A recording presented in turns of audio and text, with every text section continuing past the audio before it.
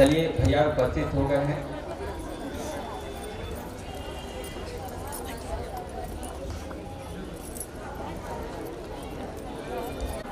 एवं उपस्थित सभी शिष्याओं को मेरा प्रणाम।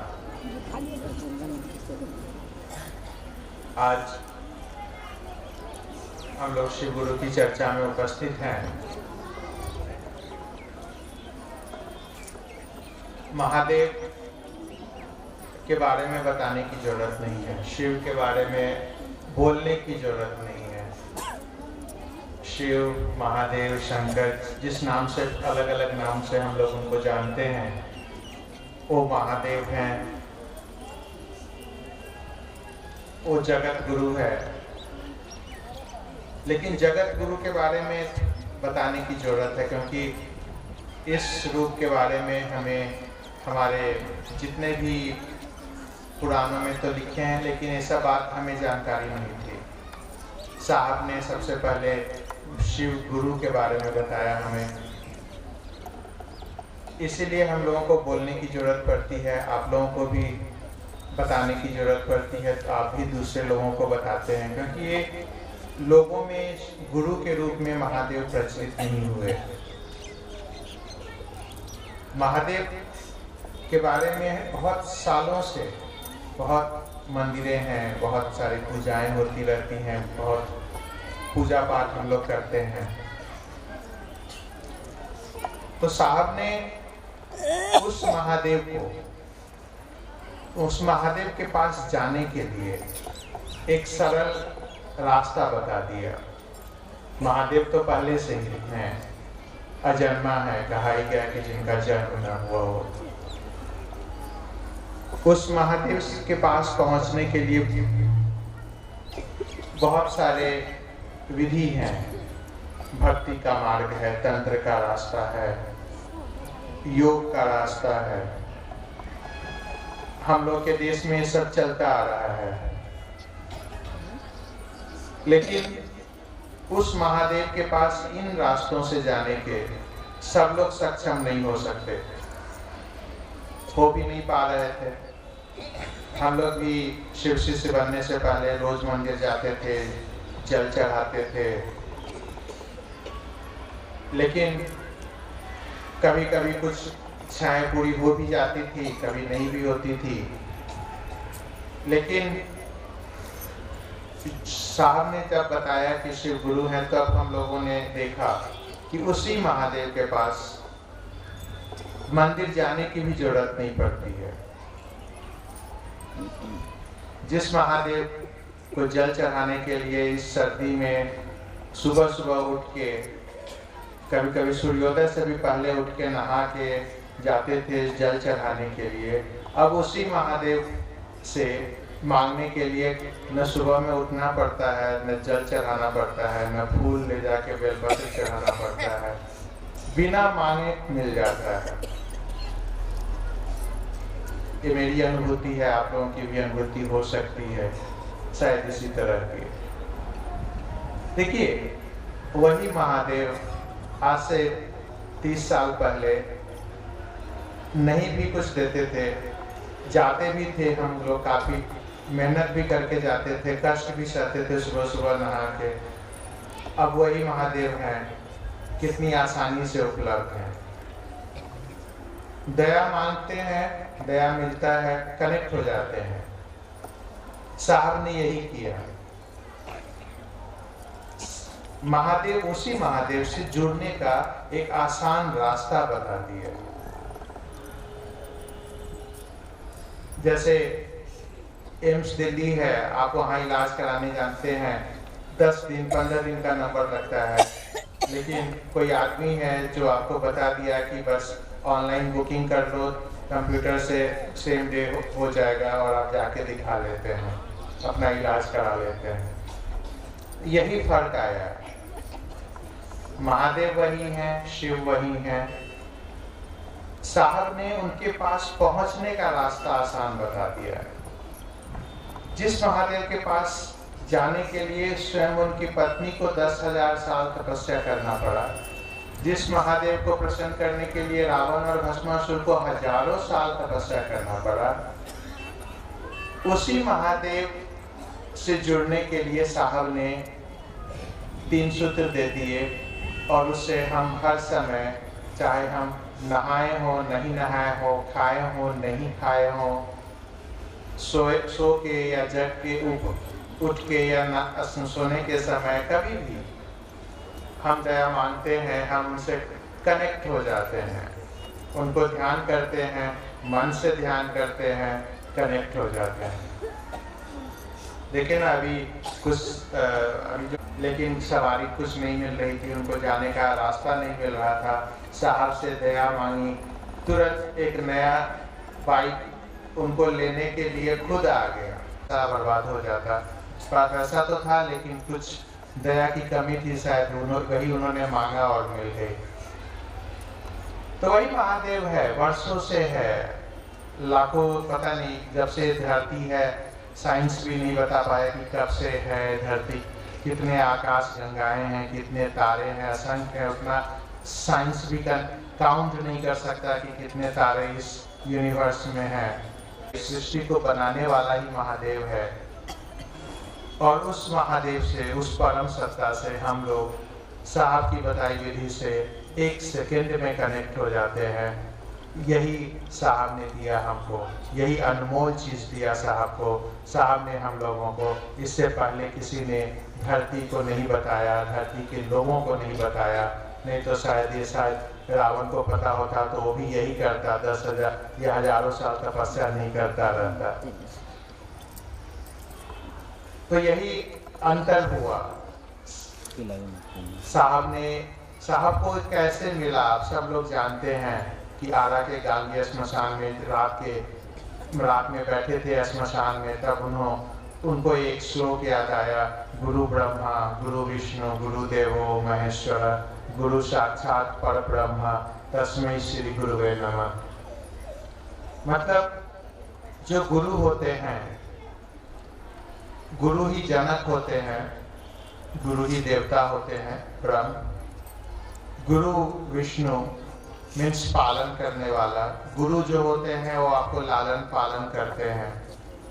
गुरु जो होते हैं वो महेश्वर है, मतलब सबसे बड़े ईश्वरों में महान है। तो उन्होंने यही सोचा कि वो महान गुरु साक्षात परम ब्रह्म तस्मै श्री गुरुवे, वो परम ब्रह्म जो है वही गुरु है और उन्होंने उस परम ब्रह्म को अपना गुरु मान लिया। उस समय जब उन्होंने माना था, उनको पता नहीं था कि ये सही में गुरु है, उनको थोड़ा भी विश्वास नहीं था, उनको किसी ने बताया नहीं था। अविश्वास में ही महादेव को उन्होंने गुरु माना था और फिर उन्होंने देखा अविश्वास में ही कि सही में गुरु ज्ञान दे रहे हैं, गुरु से ज्ञान आ रहा है। और फिर गुरु ने उनको उनके शर्तों पर आए और उनको 3 सूत्र दिए और उस 3 सूत्र साहब ने फिर हम लोगों को दिए। तो इस 3 सूत्रों का पालन हम लोगों को करना है। बहुत ही सिंपल सा सूत्र है, बताया ही तो, अभी एग्जाम्पल दिया कि उस महादेव से, उस परम सत्ता से जुड़ने का सबसे आसान तरीका साहब ने दिया। हम लोगों को ये करना है, मन से करना है। ये नहीं कि इसमें बेमन से कोई भी रिश्ता नहीं होता। हम लोग किसी को दोस्त मानते हैं तो मन से मानते हैं, किसी को अपना पिता मानते हैं तो मन से मानते हैं, गुरु मानते हैं तो मन से मानना है। यहाँ पे मन बहुत जरूरी है क्योंकि मन से ही सारे रिश्ते जुड़े होते हैं। रिश्ता बहुत मायने रखता है और मन से जो जुड़ा होता है वो रिश्ता मायने रखता है। तभी तो मन से वो गुरु भाई साहब से जुड़े थे, सालों से जुड़े थे, मन से उन्हें कम्युनिकेट किया। भले ही साहब अभी नहीं भी दिखते हों, तब भी अभी पिछले महीने साहब को उन्होंने मन से ये संदेश भेजा कि मुझे कुछ चाहिए और उन्हें मिल गया। तो साहब दिए आप जुड़ते हैं, कहते आप पढ़ेंगे तो लिखा हुआ है कि गुरु कैसा होना चाहिए, तो गुरु शंकर रूपिणम तुलसीदास जी लिखते हैं। तुम त्रिभुवन गुरु वेद बखाना रामचरितमानस में तुलसीदास जी लिखते हैं कि तुम गुरु हैं, आप सभी वेदों ने बखान किया है। तो क्या दिक्कत है? यहाँ पे बहुत सारे लोग क्वेश्चन करते हैं कि महादेव तो है नहीं, महादेव को हम देवता के रूप में मानते ही हैं, हम गुरु के रूप में क्यों माने? बहुत सारे क्वेश्चंस लोग करते रहते हैं। भाई कोई देवता है वो दे सकता है, आप मांगेंगे, तपस्या करेंगे, महादेव को प्रसन्न करेंगे, भक्ति करेंगे, तब वो 10,000 साल या कुछ हजार साल तपस्या करने के बाद खुश होंगे, लेकिन ज्ञान तो मिलेगा नहीं। वही आदमी है, महादेव वही है, लेकिन भस्मासुर को ज्ञान नहीं होता है। तपस्या में तो मांगता है कि मैं जिसके सिर पे हाथ रखूं वो भस्म हो जाए, लेकिन उसको ज्ञान नहीं रहता है, अपने सिर पे हाथ रख लेता है, भस्म हो जाता है। तो हमें ज्ञान चाहिए।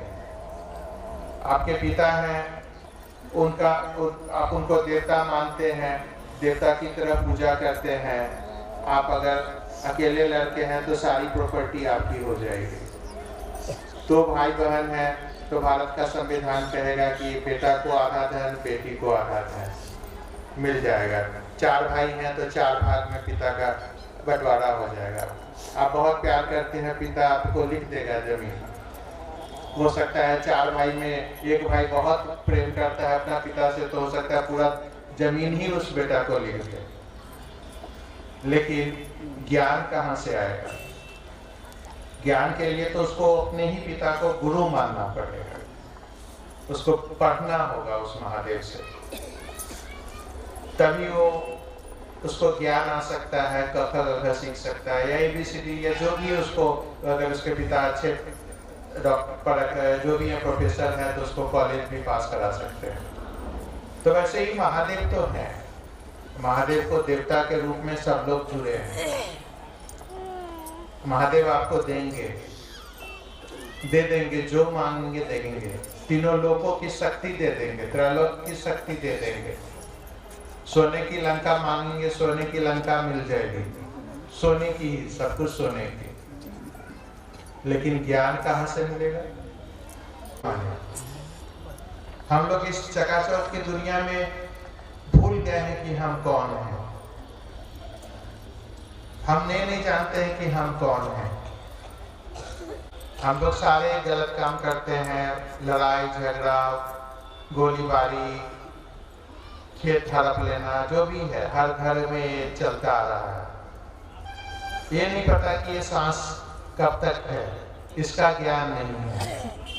समझ है कि ये सांस एक दिन रुकेगी, ये जीवन एक दिन खत्म होगी, लेकिन इस जीवन के बारे में समझ नहीं है।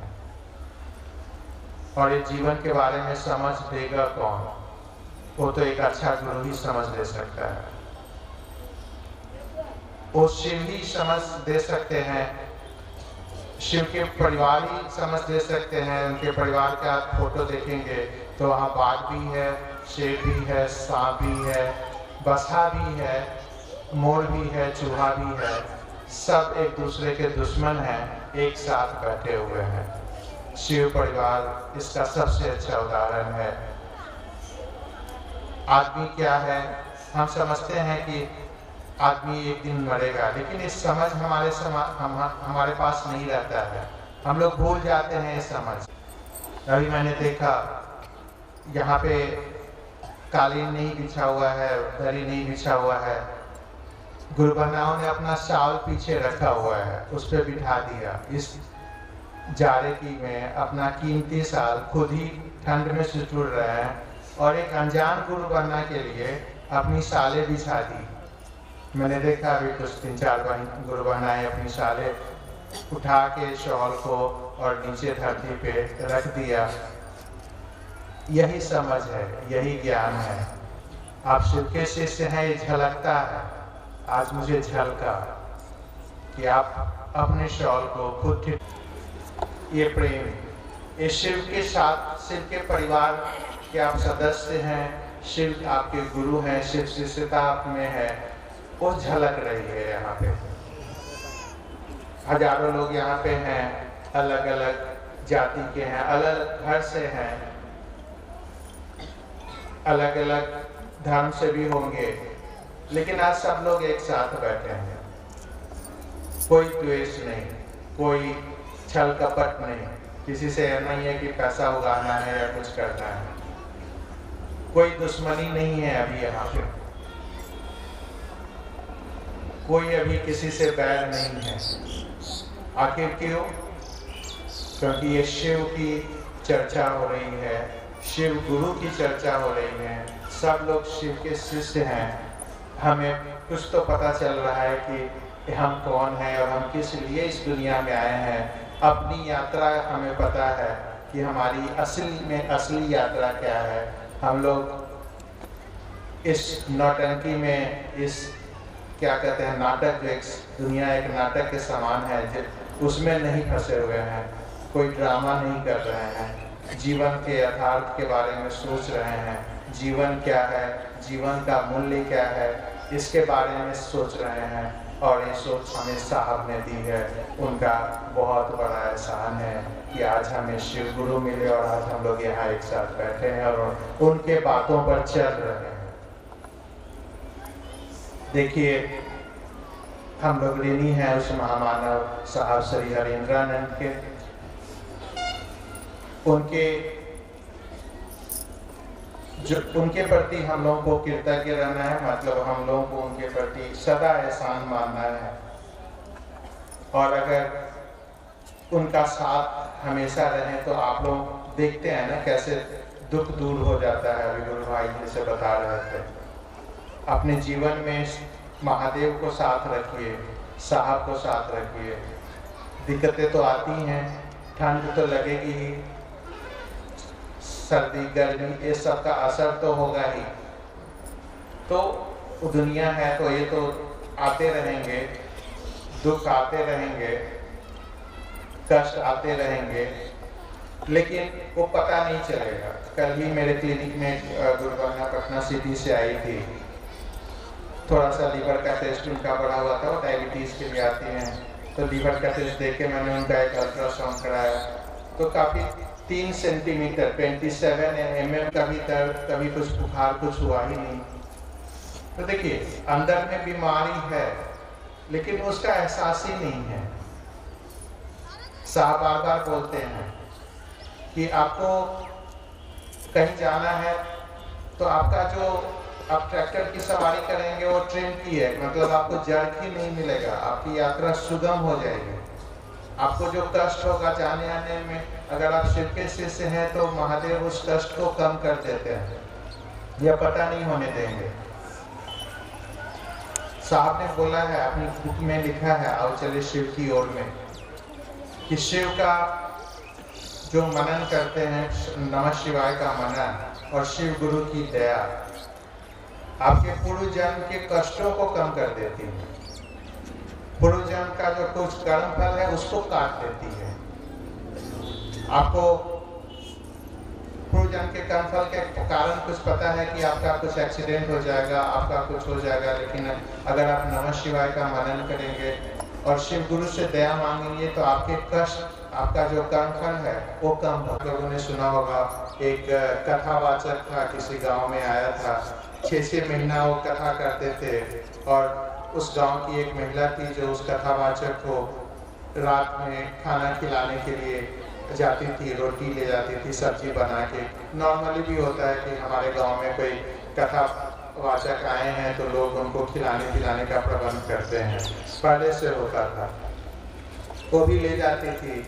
6 महीने बीत गए, जब कथावाचक को लगा कि अब मैं दूसरे गांव जाऊंगा कथा करने, तो उस लेडी से बोलते हैं कि तुम कुछ मांगो, तुमने 6 महीने तक मुझे खाना खिलाया है, मैं कुछ देना चाहता हूँ। उस लेडी ने बोला मुझे कुछ नहीं चाहिए, मैं तो ऐसे ही खिला रहा था। फिर भी उन्होंने प्रेशर दिया उस कथावाचक ने कि नहीं तुम कुछ मांगो।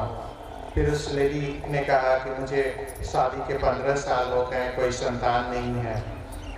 तो उस कथावाचक ने अपने भाग्य में है क्या कोई पुत्र? तो भगवान ने बोला नहीं, इनके भाग्य में कोई पुत्र नहीं है। तो कथावाचक को बहुत दुख हुआ, उसने बोला कि मैं तो नहीं दे सकता क्योंकि तुम्हारे भाग्य में ही नहीं है, क्योंकि भगवान ने जब भाग्य में लिखा होगा तभी तो कोई दे सकता है। फिर वो खाना नहीं खाया कथावाचक, वो भी महिला भी का खाना वो लौटा दिए संत, और फिर वो महिला लौट गई अपने घर। जब वो रास्ते में जा रही थी तो किसी एक दूसरे संत से टकरा गई और फिर उसका खाना गिर गया, और उस संत ने को भूख लगी थी, उसने उसका रोटी खा लिया, पानी पी लिया, और फिर बोलो जाओ तुमको 4 संतान होगी, मैंने तुम्हारा 4 रोटी खाया है। साहब एक कहानी बराबर सुनाते थे, और उसको 4 संतान हो गए, 4 बच्चों के साथ आई है। तो फिर उसने बताया कि हाँ ये मेरे बच्चे हैं। तब कथावाचक फिर वो अपने भगवान को फोन लगाया, आपने तो बोला था कि इसके कोई भाग्य में बच्चा नहीं है। हो गया। देखिए, किसी के भाग्य में कुछ नहीं है तो भी कोई संत अपना पावर से उसको बच्चे दे सकते हैं। आपने भी देखा होगा, आपको कुछ लगता है कि नहीं हो पा रहा है, साहब के पास आप जाते थे, साहब अपनी पावर अपना कुछ देते थे और आपका वो काम हो जाता था। आप महसूस किए होंगे। तो वही है, आपके किस्मत में हो सकता है कुछ नहीं हो, आप जिसके लिए लालायित हो और आपको चाहिए, तो कौन देगा? तो महादेव हैं, अभयदानी है। साहब ने लिखा है अपने शिष्यानुमति कि आपकी लौकिक एवं पारलौकिक इच्छाएं स्वतः पूरी हो जाती है, आपको मांगने की भी जरूरत नहीं है। शिव का शिष्य बनकर आपके लौकिक एवं पारलौकिक मनोरथ अपने आप पूरा हो जाते हैं, मांगने तक की भी जरूरत नहीं है। तो समझिए वो ऐसा महादेव है। हम लोग उसी महादेव से जुड़ने के लिए आज जनमानस को बोल रहे हैं। दुनिया में शिव गुरु की चर्चा साहब ने इसीलिए शुरू की कि वो महादेव इतना अच्छा आदमी, इतना अच्छा देवता, उससे अच्छा देवता कोई नहीं है, नाम ही है महादेव। देवताओं में वो सबसे अच्छा है। लोग उससे जुड़े तो कम से कम उनसे जुड़ के अपना जीवन तो धन्य करें, अपना जीवन में जो कष्ट है उसको तो कम करें। ये जो समाज है इतना बिखरा हुआ है, इतने अलग अलग तरह के लोग हैं, द्वेष हैं, अलग अलग लड़ाई ये सब चल रहा है, उसमें तो कम से कम सब लोग अगर मान लेंगे शिव के शिष्य, तो फिर सब कोई द्वेष रहेगा ही नहीं। एक दूसरे के लिए लोग अपना शॉल इसी तरह बिछाते रहेंगे, जिसको जानते तक नहीं है, कोई दुश्मनी नहीं रहेगी, कोई सब लोग खुशी से रहेंगे, एक दूसरे का हेल्प करेंगे। जैसे शिव के परिवार में होता है, वहाँ बाघ भी रहता है, शेर भी, बसा भी रहता है, सांप भी रहता है, एक साथ खुश रहते हैं। किसको नहीं चाहिए ऐसी खुशी? सबको तो शांति चाहिए, सब कुछ अच्छे से चाहिए। क्यों नहीं लोग उस महादेव से जुड़ जाते हैं? साहब इसी के लिए इस 3 सूत्र को कि जनमानस में ये बात फैल जाए, जनमानस उनको अपना गुरु माने, अपना महादेव का शिष्य बने और अपना जीवन अच्छा करे। इसी के लिए साहब ने एक प्रयास शुरू किया, लोगों को बताना शुरू किया कि उनके जो महादेव हैं वो बहुत कहते हैं अपने बहुत बार की तू चीज करी है मस्त मस्त, तो गाना हमेशा कोट करते हैं महादेव के लिए कि उनसे अच्छा देवता कोई नहीं है, उनसे अच्छा किसी भी चीज में, योगियों में योगेश्वर कोई नहीं है, उनसे बड़ा डॉक्टर कोई नहीं है, वैद्यनाथ हैं। जब हम लोगों को कोई बड़ी बीमारी होती है, लगता है डॉक्टर जवाब जब दे देता है, तब उसी के पास जाते हैं, उस महादेव के पास। मृत्युंजय कहा गया है, मृत्यु पर जिसको विजय है। महामृत्युंजय जब कराते हैं, पंडित जी को बुलाते हैं, उसी महादेव के पास जाते हैं। तो सब कुछ तो वही है। काल कहते हैं ना कि डर लगता है, हम लोग बराबर ये सब, किसी न किसी को डर कभी रात में या कभी कुछ लगता है। डर को भी महादेव से डर लगता है, समझिए। तो वो है महादेव। तो क्यों नहीं हम उनसे जुड़ जाएं, जिससे डर को भी डर लगता है। अगर कोई बहुत बड़ा है तो उससे जुड़ने में क्या दिक्कत है? कुछ पैसा तो लगता नहीं। महादेव का शिष्य बनने के लिए, महादेव से जुड़ने के लिए तो एक पैसे देने की जरूरत नहीं है। महादेव का शिष्य बनने के लिए कोई कहता है कि आप चंदा दो, 5 रुपया हम आपको शिव शिष्य बनाते हैं, कोई नहीं बोलता होगा। हम लोग या कोई भी लोग बस बोलते हैं कि महादेव का चेला बन जाओ, कोई पैसा नहीं लगता है और कभी भी आप कर सकते हैं। कोई नहीं बोलता है कि अपना काम छोड़ के शिव गुरु की चर्चा करिए। आपको संडे को ही टाइम मिलता है, संडे को ही चर्चा करिए। महीना में एक ही दिन कभी मौका मिलता है, एक ही दिन गप करिए, किसी को बताइए। नमः शिवाय से प्रणाम करना है, गुरु है तो प्रणाम करेंगे ही। 108 बार रुद्राक्ष की माला पे या हाथ पे नमः शिवाय करें। ऐसा भी नहीं कि आवाज करके बोलना है, मन से बोलना है कि हे शिव आप मेरे गुरु हैं, मैं आपका शिष्य हूँ, मुझ पर दया कीजिए। सबसे तो हो जाएगा। और दूसरा सूत्र है ही गप करना। हम लोग गप करते ही हैं, बात करने के मास्टर ही हैं। तो इससे आसान सूत्र तो कुछ नहीं है, इसको हम लोग करें। हमारा तो कुछ लगता नहीं है, इसमें कोई नियम कानून नहीं है। सबसे बड़ी बात, किसी भी गुरु के पास आप जाएंगे वो आपको नियम कानून में बांधेगा, ये मत खाओ वो मत खाओ। यहाँ तो कोई नियम कानून नहीं है। ऐसे मत बैठो, नहा के पूजा करो, ये जो भी है। और ऊपर से दक्षिणा भी मांगते हैं, बहुत सारे शरीरधारी गुरु हैं या जो भी हैं। यहाँ तो आपको दक्षिणा भी नहीं देना है। ये स्कूल फ्री स्कूल है, न एग्जाम फीस लगता है, न ट्यूशन फीस लगता है, न कुछ लगता है। तो इसमें एडमिशन कराने में देरी ना करें। सब लोग, इस दुनिया के हर लोग महादेव के शिष्य बन जाए, महादेव को अपना गुरु बनाए। और हाँ, ये जो मन से मानते हैं वो अस्थायी रहे। ऐसा नहीं कि आज हम लोग गुरु चर्चा में आए तो महादेव को गुरु मन से मान रहे हैं, कल भूल के, ऐसा नहीं। अस्थायी होना चाहिए। जैसे आपका रिश्ता आपके पति के साथ, आपके बच्चे के साथ, आपके माता पिता के साथ अस्थायी रहता है, वैसा रिश्ता रहना चाहिए उस महादेव के साथ। कि हाँ, अगर कहीं भी कभी भी अगर समय मिले तो याद रहे कि महादेव मेरे गुरु हैं। आप लोग को अब ज़्यादा समय मैं नहीं लूँगा, बहुत सुबह से आप लोग शिव गुरु की चर्चा कर रहे हैं। कुछ ऐसा है तो पूछ सकते हैं, मैं कोशिश करूँगा महादेव गुरु की दया से उसका जवाब देने का। साहब की वाणी है, आओ चले शिव की ओर। इस वाणी से हम लोग को साहब क्या कहना चाहते हैं, इसको स्पष्ट करने का।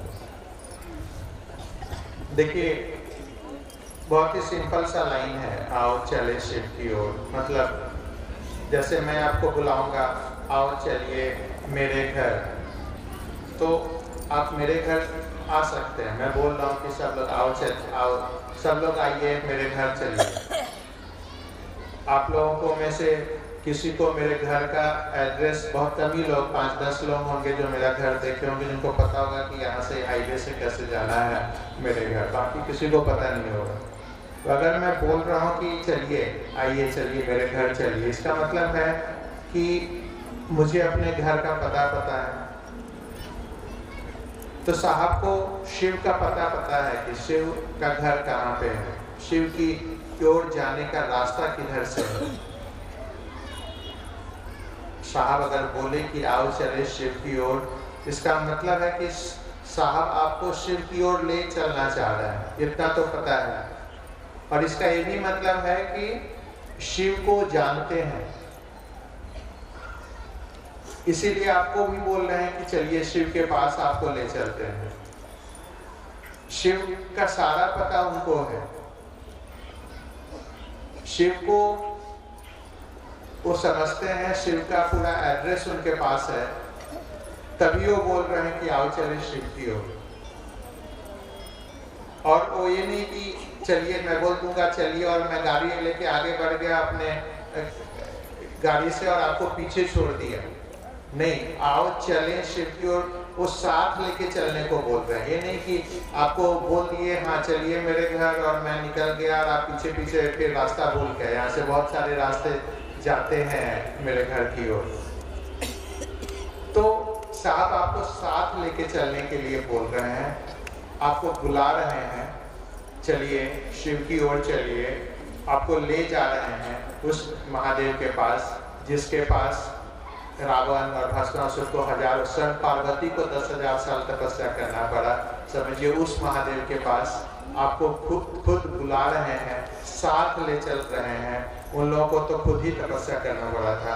आपके तो साथ कम से कम साहब हैं, आपके साथ कभी साहब रहे हैं, कभी जो लोग उनके साथ कभी यात्रा पे गए हैं उनको एहसास है कि साहब के साथ यात्रा कितनी सुखद रहती है। सब चीज़ का वो परवाह करते हैं, आपके खाने से लेके, रहने से लेके, आपके रास्ते में कहाँ क्या करिएगा खुद परवाह करते हैं।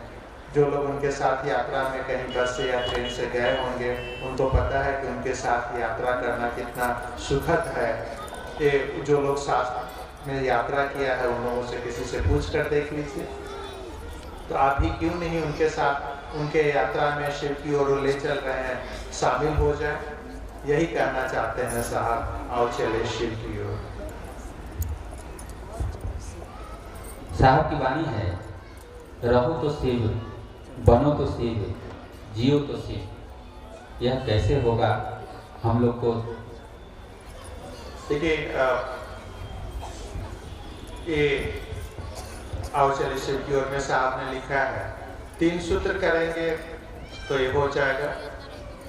जब आप महादेव से जुड़ जाएंगे तो वो आपका ख्याल रखेंगे। गुरु अपने शिष्य की परवाह करते हैं, वो आपको ज्ञान देंगे।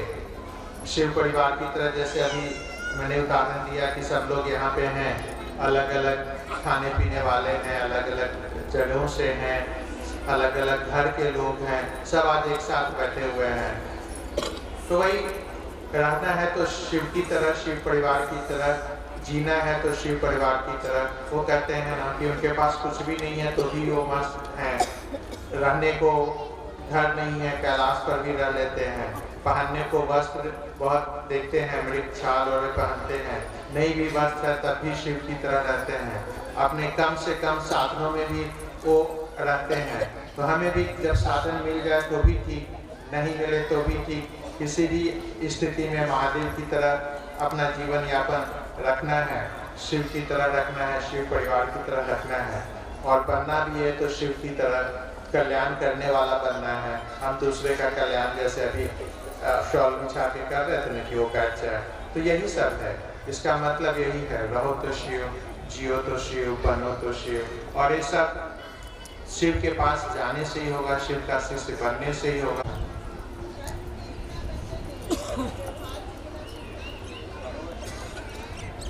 कर्म के बिना वचन नहीं, और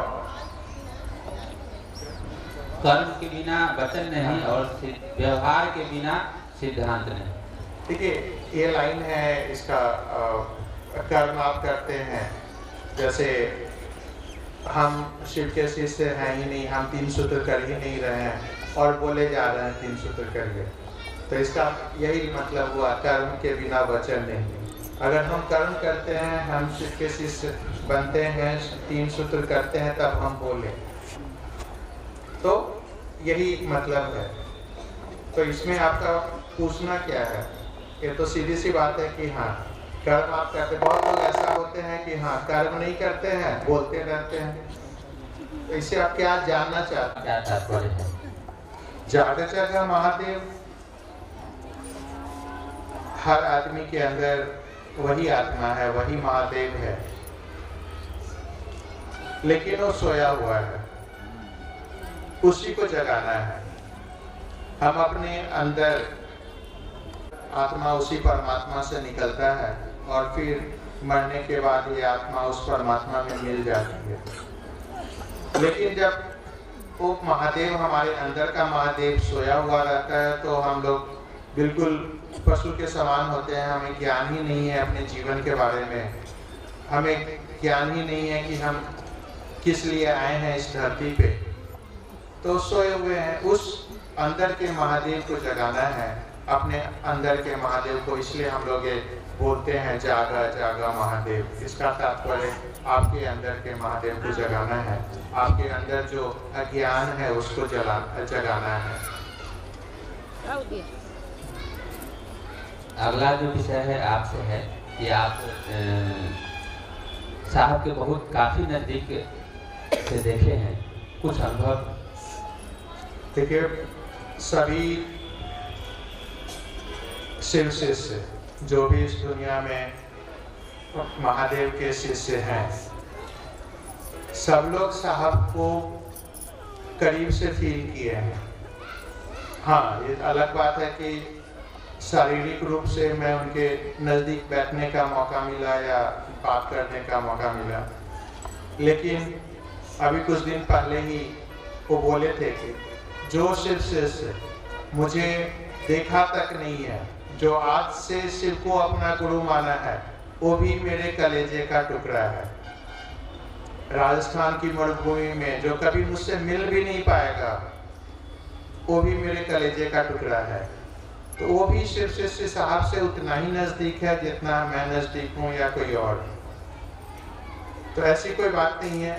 उस साहब का जो भी मन से, क्योंकि मन जुड़ता है, अभी मैं बता रहा था, जो भी मन से साहब से जुड़े हैं सब लोग उनके नज़दीक हैं। और मैंने ऐसा भी फील किया भी है, मैं भी नज़दीक में रहा हूँ तो ये फील हुआ है कि जो लोग नज़दीक रहते हों या जो लोग नहीं भी देखे हों साहब को, नहीं भी मिले हों, या अभी से भी कोई नए सिर से इतनी घोषणाएं हुई हैं, वो भी साहब के उतने ही करीब हैं जितना मैं करीब था या जितना मैं करीब हूँ।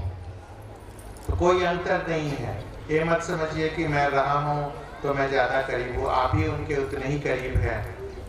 वो तो हर समय साथ हैं, आपके साथ हैं हर समय है, दीदी आपके साथ हर समय है। बस आपको फील करना है, रिश्ता बनाना है, मन से रिश्ता बनाना है। मन से जुड़ेंगे तो अगला विषय भी मन से ही है कि शिव का शिष्य मन कैसे बनेगा। देखिए, 3 सूत्र करने से ही बनेगा मन। जैसे आप किसी शादी होती है, अनजान लड़के से या अनजान लड़की से शादी हो जाती है, तो पहले तो पता नहीं होता है कौन लड़की है कौन लड़का है। पहले तो मन से जुड़े नहीं रहते हैं। शादी होती है, बाजा ढोल के होता है, तो मन धीरे धीरे मानने लगता है। तो उसकी जो व्यवहार, उसका जो शादी का जो रस्म है, शादी में जो शादी के बाद जैसे पति पत्नी का रिलेशन है, वैसे करेंगे तो आप जुड़ जाते हैं, मन से जुड़ जाते हैं। कोई स्कूल में हम लोग जाते हैं नए स्कूल में पढ़ने के लिए, तो 2 अनजान लड़के रहते हैं, कोई कभी किसी को देखा नहीं है, लेकिन बाद में ऐसी मित्रता हो जाती है कि जो बात हम लोग मम्मी पापा को नहीं बताते हैं, उस दोस्त को बता देते हैं, सब चीज़ शेयर करते हैं, उसके लिए जान तक दे देते हैं, क्योंकि अब मन से जुड़ गए हैं उस दोस्त से। मन चाहता है जुड़ना, तो आपसे उसकी दोस्ती स्ट्रांग हो गई, आपसे उसका रिश्ता स्ट्रांग हो गया, इसके कारण उससे जुड़ गए। तो दोस्ती में साथ खाना, साथ पीना, साथ उठना, फिर उसके रूम में कभी कभी जाना, बात करना, तो एक गप करते करते उससे दोस्ती बहुत हो जाती है। तो वैसे ही महादेव के साथ भी एक गप करना है, महादेव की चर्चा करना है, तो महादेव से भी गुरु और शिष्य का रिश्ता बन जाएगा। दया मांगेंगे तो पहले तो मन नहीं समझेगा कि दया मिलती है। जब आप बोलेंगे धीरे धीरे, बिना मन के ही बोलेंगे, हे शिव आप मेरे गुरु हैं, मैं आपका शिष्य हूँ, बार बार बोलेंगे तो धीरे धीरे मन समझने लगेगा, फिर समझेगा तो ये भाव में आ जाएगा, फिर भाव के जब आ जाएगा तो फिर लगेगा कि शिव गुरु दया कर रहे हैं। तो ये 3 सूत्र से ही हम मन से शिव के शिष्य बन सकते हैं। आमतौर पर देखा जाता है कि गांव भर मोहल्ले में जो घरेलू चर्चा होती है, भजन और शिव चर्चा, भजन लोग ज़्यादा करने को देखने सुनने को मिलता है, तो भजन या शिव चर्चा में क्या जरूरी है? देखिए, साहब ने 3 सूत्र ही बोल रहे हैं, दया मांगना, चर्चा करना और नमः शिवाय से प्रणाम करना, बस यही जरूरी है। और ये भी सहायक सूत्र हैं। साहब ने शिष्यानुभूति में लिखा है कि ये भी जरूरी नहीं है, ये बस सहायक सूत्र है। 3 जरूरी है अस्थाई शिष्य भाव का होना। आप लोग आओ चले शिव की ओर या शिष्यानुभूति पढ़े होंगे, तो इसमें जरूरी जो बात लिखी गई है कि अस्थाई शिष्य भाव होना। आपका भाव अपनी पत्नी के प्रति अस्थाई है, हो गया, सारा काम हो जाएगा। आपका भाव अपने पिता के प्रति अस्थाई है कि यही मेरे पिता हैं, सारा कुछ कर लेंगे। आपका अस्थाई भाव है अपने बच्चे के प्रति, आप सारा काम उस बच्चे का करेंगे, खाना पिलाना, स्कूल भेजना, ट्यूशन फी भरना, सब कुछ खुद करेंगे, उसकी परवाह कर लेंगे। तो अस्थाई भाव ही जरूरी है शिव शिष्टा के लिए। भजन तो भजन चर्चा, हाँ, तो भजन में क्या जरूरी है? हाँ, तो भजन तो आप देख ही सकते हैं कि साहब ने तो भजन को जरूरी ही नहीं बताया है, या 3 सूत्र को भी जरूरी नहीं बताया है। चर्चा को भी जरूरी होने के लिए, महादेव से जुड़ने के लिए। भजन तो इसमें आता भी नहीं है, 3 सूत्र सहायक है, भजन को तो उन्होंने सहायक सूत्र भी नहीं माना है, तो उसकी तो उसका वैल्यू 0 है। अगर एग्जाम में क्वेश्चन आएगा भजन लिखेंगे तो मास्टर 0 मार्क्स दे देगा, क्योंकि साहब लिखते हैं चले शिव की ओर की भजन में आपका मन जब आप गाते हैं तो आपको लगता है आपका जो मन है ना उस महादेव से या किसी भी देवता का भजन गाते हैं तो उस समय तो बहुत अच्छे से एकदम भजन में इतने रम जाते हैं कि आपको लगता है कि मुझे भगवत प्राप्ति हो गई, आप भगवान के करीब चले गए। जब भी आप भजन गाते हैं आपको लगता होगा कि हम एकदम रम गए हैं, दुनिया का कोई सूझ बूझ नहीं रहता है। लेकिन जहाँ भजन खत्म, जहाँ भजन को छोड़ के गेट से कदम आगे बढ़ाएं, लौकिक दुनिया में फिर उसी तरह बिजी हो जाते हैं। जो लोग भी भजन करते हैं या जो भी आपने खुद से अनुभव किया होगा, लेकिन जब आप शिव गुरु की चर्चा करते हैं तो उसमें ऐसा नहीं होता है। उसमें धीरे धीरे मन शिव गुरु की ओर चलता है और उससे अटैच हमेशा रहता है। आप भजन करना शुरू करेंगे, भजन में जब तक हैं तब तक लगेगा कि वो हम महादेव से या जिससे भी एकदम भाव बहुत ऊपर तक चला जाता है, लेकिन भाव उसी तरह डाउन भी हो जाता है। लेकिन शिव गुरु की चर्चा में अस्थाई रहता है, वो पकड़ता है धीरे धीरे। जितनी बार चर्चा कर आप जब शिव के शिष्य बने होंगे तो उसमें थोड़ा चले होंगे तो थोड़ा मन पकड़ा होगा, धीरे धीरे 1 साल बाद 2 साल बाद थोड़ा और चलना शुरू कर दिए होंगे। अब ऐसी स्थिति हो गई होगी 5 साल 10 साल बाद की जहाँ से चर्चा होती है वहाँ भी ना गए, काम ही नहीं चलता होगा। तो धीरे धीरे मन इतना तेजी से पकड़ता है शिव गुरु की चर्चा और अस्थाई रहता है। इसीलिए शिव गुरु की चर्चा जरूरी है। 3 सूत्र जो है साहब ने दिया है शिव से जुड़ने के लिए, तो ये करिए। लेकिन अगर अस्थाई शिष्य भाव जब हो गया, अस्थाई रिश्ता बन गया, तब तो 3 सूत्र अपने आप हो जाएगा, आपको करने की भी जरूरत नहीं पड़ेगी। ठीक है, आप लोग आए, शिव से जुड़े रहिए। मैं बस इतना ही कहना चाहता हूँ। आप सभी को मेरा प्रणाम।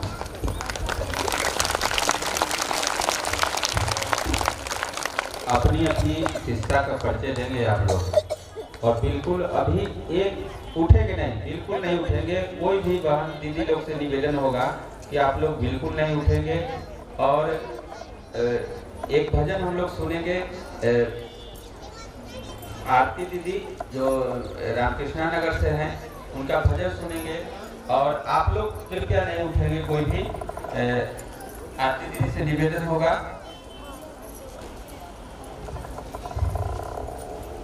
आरती दीदी रामकृष्णा नगर से हैं, एक भजन के लिए आ जाएंगे।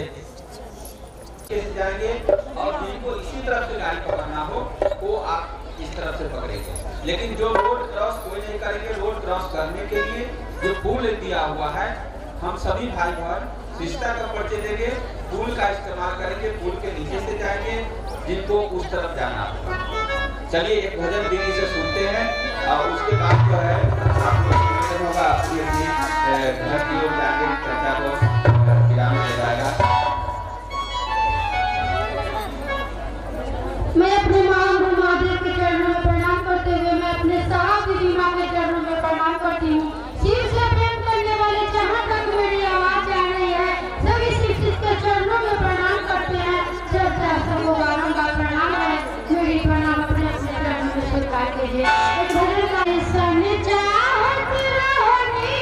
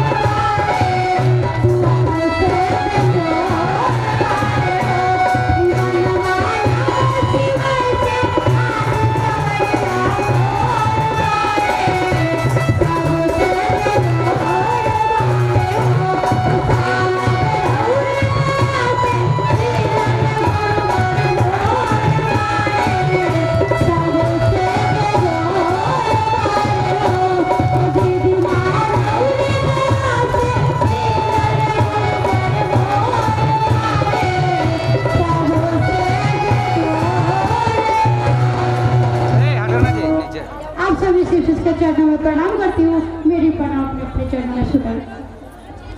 आइए एक भजन और सुनते हैं। गुरु भगवान मोनी जो रामकृष्णा नगर से ही है।